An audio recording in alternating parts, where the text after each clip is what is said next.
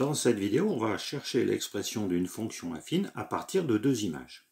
Donc ici, j'ai une fonction affine que je note f.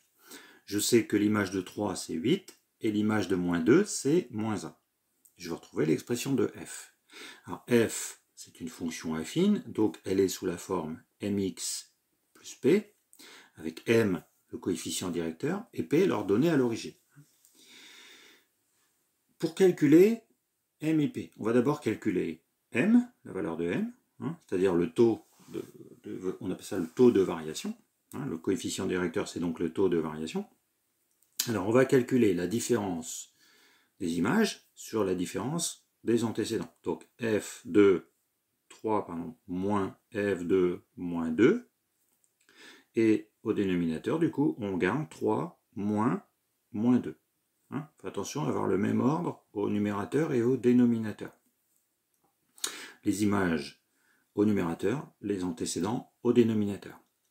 Ça fait donc f de 3, 8, moins f de moins 2, c'est moins 1, donc 8 moins 1, sur 3 moins 2. Ça fait donc 9 cinquièmes. Donc, ma fonction f s'écrit sous la forme 9 cinquièmes de x plus p. Je viens de trouver la valeur de m, le coefficient directeur.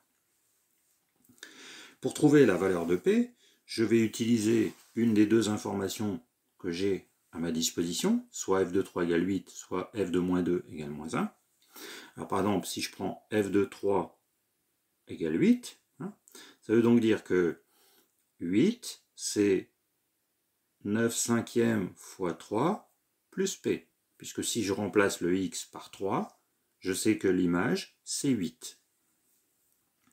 Donc, ça fait donc 3 fois 9, ça fait 27 cinquièmes. Donc, p, c'est 8 moins 27 cinquièmes. Je résous l'équation d'inconnu p. Ensuite, 8, c'est 8 sur 1, c'est-à-dire que si je multiplie par 5, ça fait donc 40 sur 5. Je mets au même dénominateur, moins 27 sur 5, et on trouve 13 cinquièmes. Donc, ma fonction f s'écrit sous la forme f de x égale 9 cinquièmes de x plus 13 cinquièmes. Donc, je viens de trouver l'expression de la fonction affine à partir de la connaissance de deux images par cette fonction.